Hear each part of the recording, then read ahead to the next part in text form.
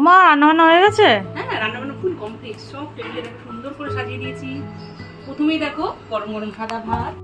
আজকে ভাতের সাথে প্রথমেই রেখেছি শুক্তো, অনেক দিন পর শুক্তো করলাম, এখন গরমকাল আসছে, এবার শুক্তো হবে বাড়িতে।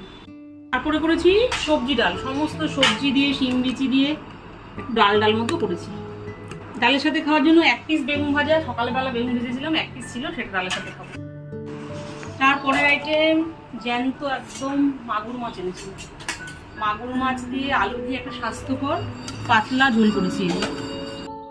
সব শেষে করেছি আজকে চর্বি কষা, বাজার থেকে চর্বি এনেছিল, মেয়ের আবদার, এটা একদমই স্বাস্থ্যকর না, তাও খাচ্ছি, একদিন তো সেটা খাওয়া যায়। এই চর্বিটাকে কষা কষা করেছি।